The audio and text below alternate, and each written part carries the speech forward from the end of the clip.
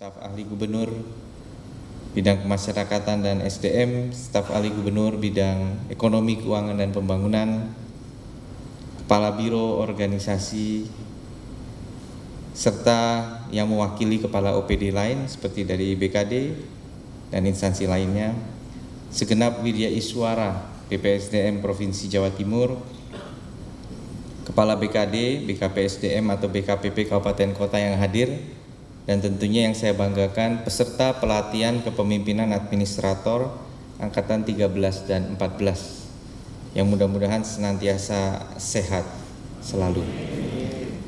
Saya rasa tadi dengan mengikuti apa yang dilaporkan oleh Bapak Kepala BPSDM, kita layak berbangga untuk bisa menjadi bagian dari program pelatihan yang diselenggarakan melalui BPSDM Pemprov Jawa Timur yang memang benar-benar mencoba berkomitmen terus untuk mewujudkan corporate university dan berbagai inovasi baik secara kurikulum maupun dalam menciptakan ekosistem yang lebih kondusif bagi peserta terus diwujudkan dengan semaksimal mungkin.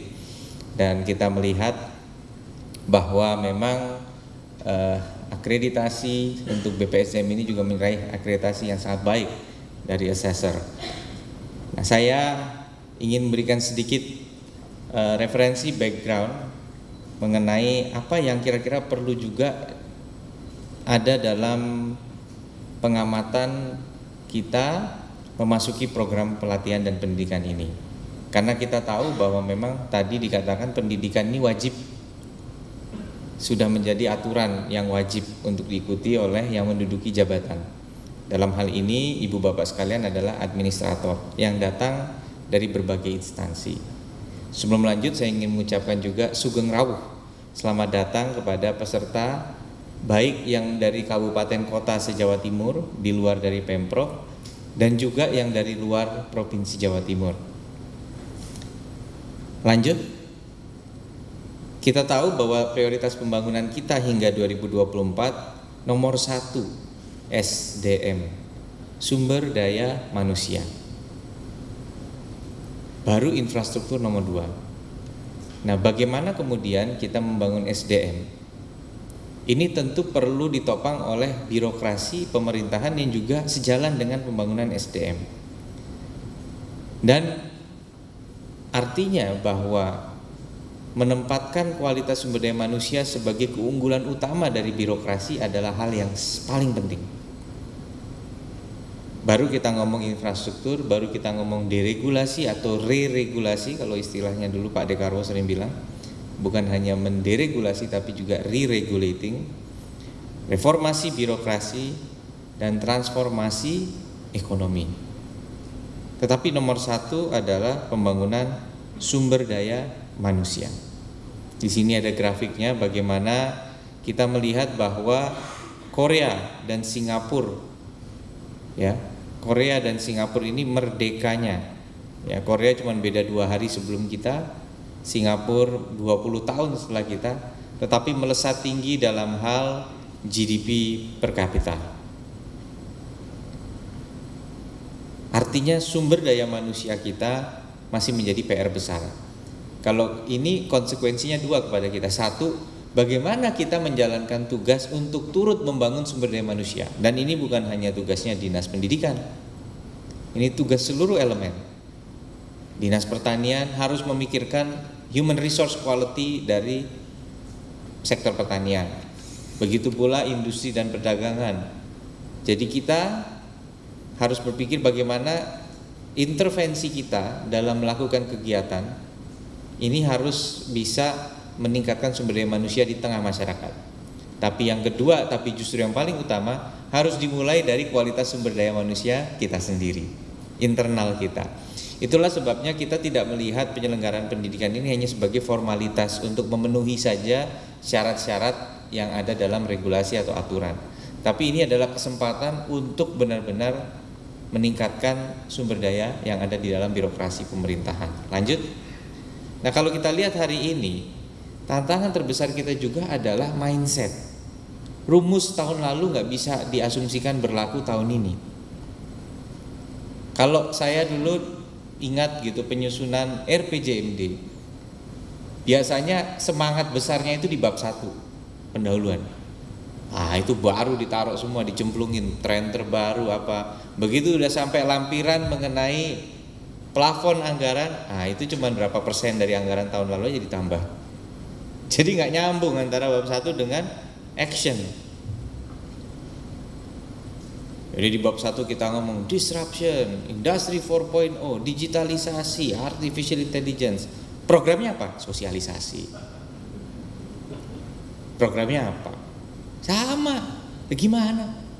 Kita ngomong megatrend, globalization, krisis energi, demografi, digitalisasi, konvergensi teknologi, ada nanoteknologi. Kita sekarang lihat makin langka bahan baku, biji plastik, biji besi, tambang mineral, orang dikerukin semua kan.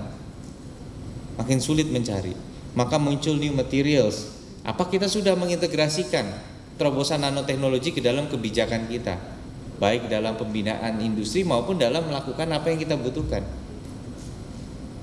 Biotech, metaverse lagi muncul baru.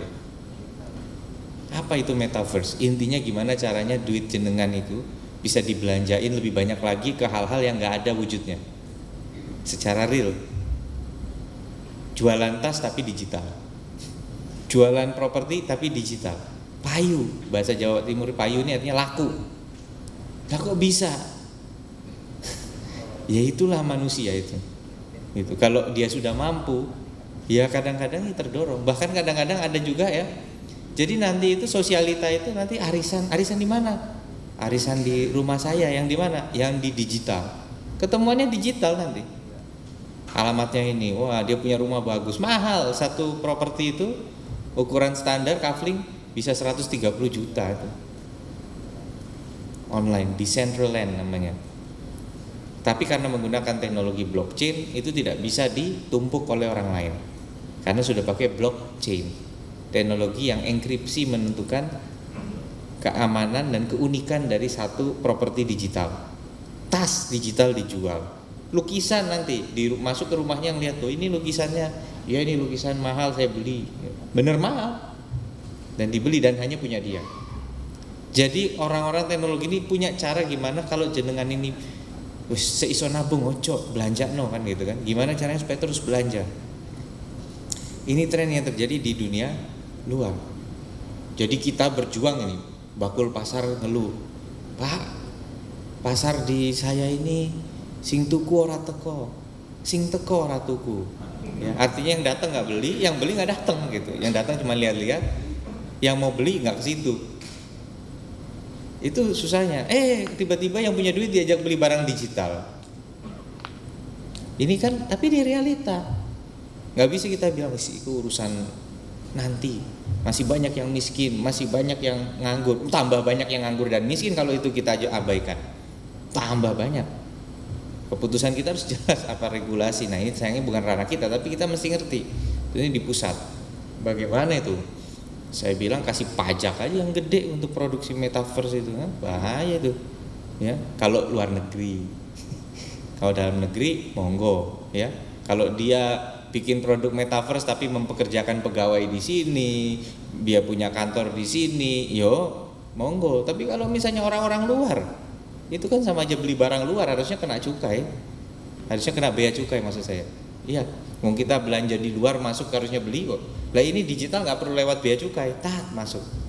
Harus dikontrol, itu bahaya betul. Mau kita beli properti di sini bajak kok, PPHTB, ya kan, PPN. Soalnya dia jualan pajaknya bayar ke siapa nanti? Beli. Nah inilah realita yang kita hadapi. Dan jangan kemudian pada saat kita bikin RKPD, rencana kerja pemerintah daerah ya, isinya sama-sama lagi. Nah ini tantangannya. Kadang-kadang Pak saya tuh pengen bikin inovasi, tapi makin kesini malah makin kaku sistem penganggaran. Betul nggak? Sistem penganggaran makin kaku Pak. Mesti ngeklik menunya nggak ada. Nah inilah yang kita butuh inovasi tadi. Keberadaan kampusnya pejabat ini kampus saya bilang ini salah satu yang akhirnya dibangun untuk ekosistem bagus di sini adalah tempat parkir. Karena bedanya ya, ini tadi dibilang ini Pak Rektornya BPSDM ini, kalau rektor lain kampus itu mahasiswanya masih belum mapan, tapi kalau sini mahasiswanya mapan-mapan semua karena ada pejabat. Ya. Nah, itu tadi adalah gimana kita juga menjawab isu-isu itu. Jadi BPSDM akan benar-benar entah dengan regulasi yang ada terobosan yang bisa kita dorong, atau memang kita mengusulkan ada penyempurnaan regulasi. Harus muncul dari sini. Justru administrator ini jabatan yang sangat strategis karena portofolionya jelas. Saya rasa administrator di Pemprov itu portofolionya sama dengan dirjen di kementerian, betul ya? Bahkan beberapa ya sampai kementerian gitu, karena beberapa urusan ada digabung di satu dinas, ya. Gitu.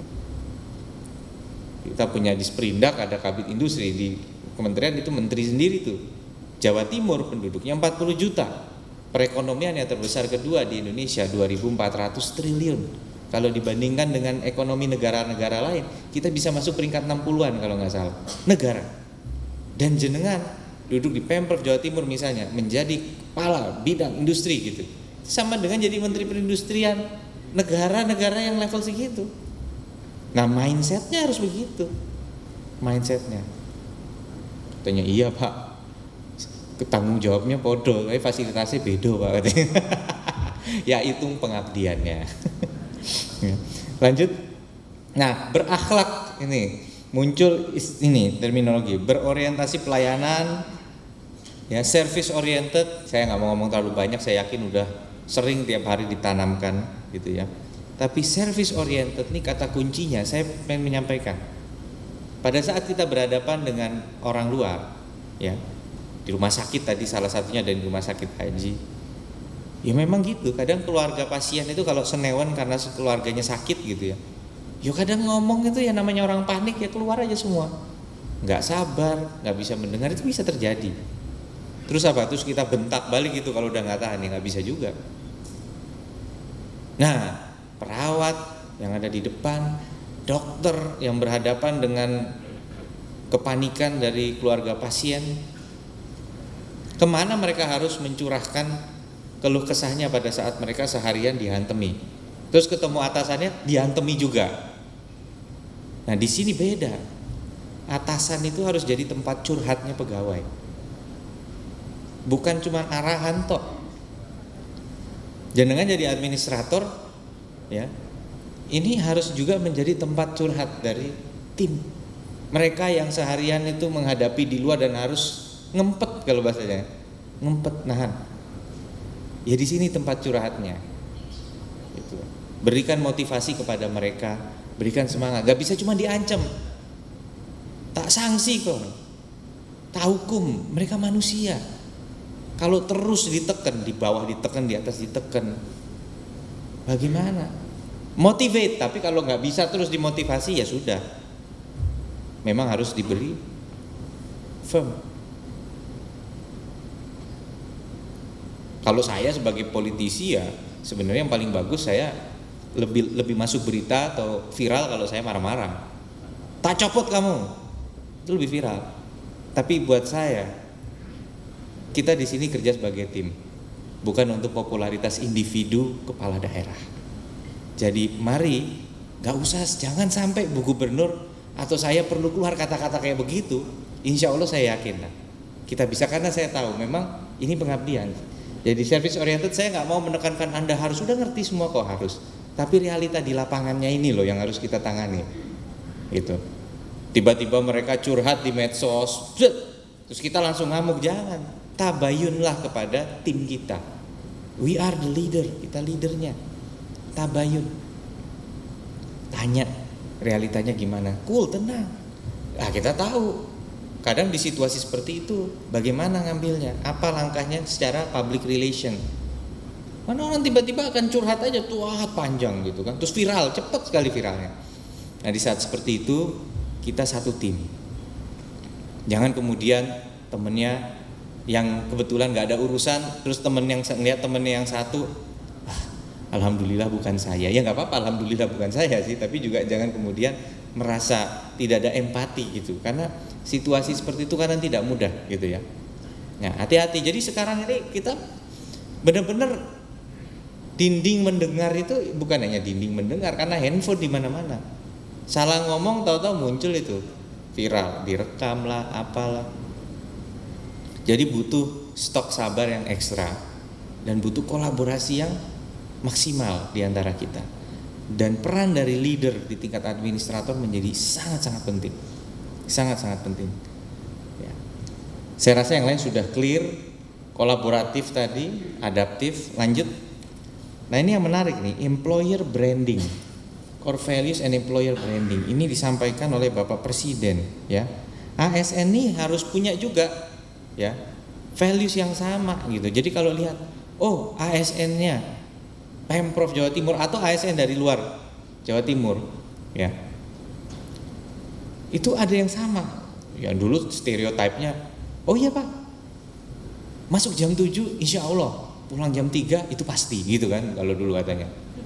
Nah, bukan begitu lagi sekarang. ASN tipikalnya apa ya tadi? Atentif, ramah, jujur. Nah, itu hanya bisa muncul tidak pakai ngomong, kami jujur, kami ramah, bukan. Ya memang dilakoni, dilaksanakan, ya. Tapi kita harus punya tuh culture, organization culture gitu. Kita nyuruh orang ramah kepada masyarakat, tapi di lingkungan itu nggak ada ramah-ramahnya. Di lingkungan begitu di loket depan mereka suruh ramah, masuk ke dalam ruangan suasananya beda, cuek, sibuk sendiri, nggak menyapa, nggak ini, nggak bisa. Siapa yang bisa menciptakan ekosistem itu? Kepala dinas. Ya, kepala dinas nggak bisa berjuang sendiri. Pasti di level administrator ini, unit-unitnya. Saya rasa kadang satu administrator itu satu lantai full itu dipimpin dia. Kadang-kadang satu lantai loh bisa. Kalau di Pemprov ya, kalau di kementerian biasanya mungkin sub ya. Tapi kadang juga bisa satu lantai. Jadi dan timnya banyak. Gitu. Jadi core values dan employee branding ini bukan dislogankan, tapi dihidupkan dalam interaksi kita, gitu, kerasa. Ya. Lanjut, saya ini paling senang kalau di BPSDM memang bahannya baru-baru dan keren-keren, tapi saya harus segera juga ke pengukuhan guru besar. Saya coba percepat, mohon maaf. Lanjut ya. Jadi semua kembali kepada mindset dan budaya kerja. Kita lanjut. Nah ini next, VUCA. Vision, Understanding, Clarity, Awareness. Jawaban dari VUCA yang sebelumnya. Volatility, serba tidak pasti. Kata iya Pak, termasuk anggaran Pak direfocusing mulu katanya. Complexity, kerjaan makin ruwet, suruh tiba-tiba menyalurkan ya bantuan gitu. Saya kalau turun ya, Pak bantuannya tidak tepat sasaran Pak. Si A dapat, si B dapat, si C malah nggak dapat gitu. Ada berapa terdata? Ya sekitar 6 Pak. Ya, berapa bantuan di lingkungan Anda? Ada 2.000 Pak. Ya Allah, 6 dari 2.000 aja. Ini bukan berarti yang 6 itu dicuekin, tapi maksudnya look at the bright side, dalam waktu pendek kita harus bergerak gitu. Tapi kompleksiti kerjanya makin tinggi. Tuntutan terhadap kerjaan kita. Ambiguity, nggak begitu jelas, uncertainty. Nah, kalau misalnya mindsetnya kita rubah, bagaimana menjadi vision, paham, understanding, clarity, kejelasan, awareness, kesadaran. Ini masalah mindset.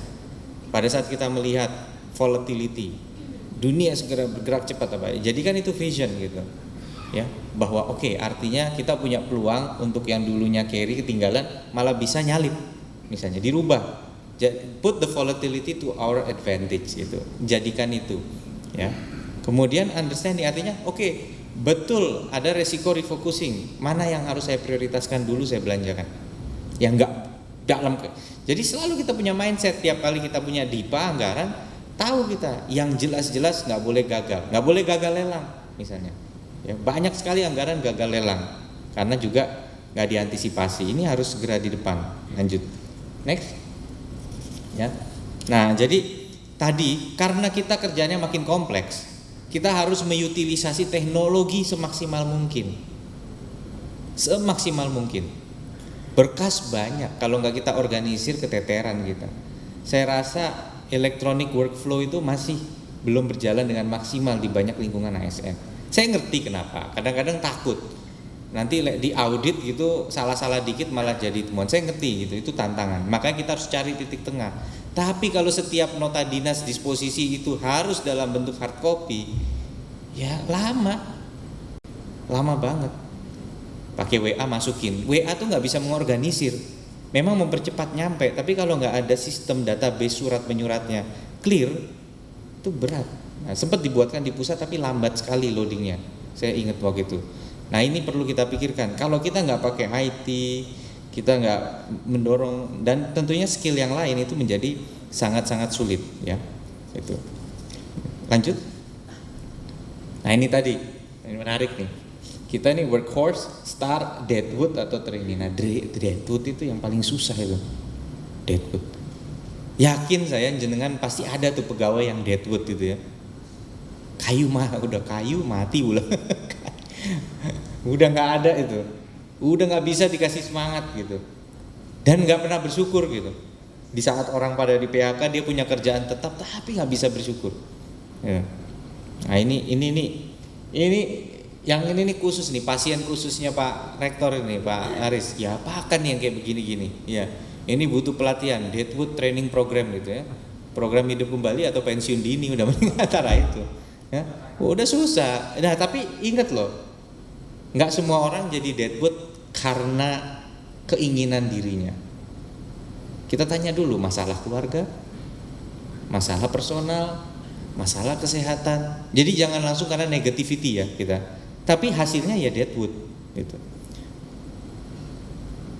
Terus kita kasih kerjaan gagal, kita nyalain deadwood. Wah enggak bisa. Komandernya jenengan, Anda komandernya. Harus tahu yang mana yang deadwood. Nah, ada lagi yang trainee. Yo salah-salah tapi semangat. Salah-salah tapi semangat gitu. Kelihatan cepat berusaha memperbaiki kesalahan, gerak, aset ini. Ya. Sebaliknya, ada lagi yang pinter tapi wangel dikandani. Ada enggak yang kayak gitu? Bahasa lainnya keminter. Kita kasih instruksi satu, dia pidato sejam. Tapi gini Pak, gini. Nah yang kayak gini juga ada penataran khusus ini Pak. Iya. Pastikan kerjanya yang tepat ini. Gitu. Ya. Jadi dikasih kerjaan A, dia ngomong 1001 cara kenapa A itu gini. Nah itu memang bagaimana strategi mengelolanya. Itu perlu dibangun. Culture ya. Yang paling enak yang high skill, high motivation. Pinter tapi mawas diri, mampu. Nah ini petakan. Saya nggak ngomong ini harusnya bukan posisi Anda Pak sebenarnya, karena ini sudah bos-bos juga kan. Justru di mana posisi karyawan Anda harus ngerti, karena ini leadership training kan, pelatihan ini kan, gitu. Ya Pak, kalau kita pasti agak ada denial lah. Kita semua pasti merasa diri kita star. Ya nggak apa-apa dan harus. Tapi saya ingin menyampaikan, anggap diri kita star yang masih punya PR. Nah, PR mana yang harus diimprove? Apakah masalah skill kita atau juga masalah motivasi kita gitu. Tapi yang pegawai kita harus ngerti strategi, menyiasati. Jadi harus ada Pak di sini, menyiasati pegawai deadwood, menyiasati pegawai workhorse ya. Tapi yang ini. Next, lanjut. Nah, ini tadi selamat atas pencapaiannya, tadi sudah saya sampaikan di awal untuk BPSDM. Percayalah Anda di tangan yang tepat. Intinya begitu. Terakhir, izinkan saya untuk mengucapkan selamat atas diikutinya pelatihan ini oleh Ibu Bapak sekalian. Untuk dan atas nama pemerintah Provinsi Jawa Timur dengan mengucap Bismillahirrahmanirrahim. Pada hari ini Selasa 22 Februari 2022, pelatihan kepemimpinan administrator PKA Angkatan 13 dan 14 tahun 2021 secara resmi saya nyatakan dibuka dan dimulai. Terima kasih, mohon maaf kalau ada yang kurang berkenan dalam penyampaian kami. Sukses selalu, kita niatkan sekali lagi pengabdian untuk bangsa negara dan insya Allah juga mendapatkan ganjaran pahala yang terbaik dari Tuhan Yang Maha Esa. Sukses selalu, sehat selalu. Assalamualaikum warahmatullahi wabarakatuh.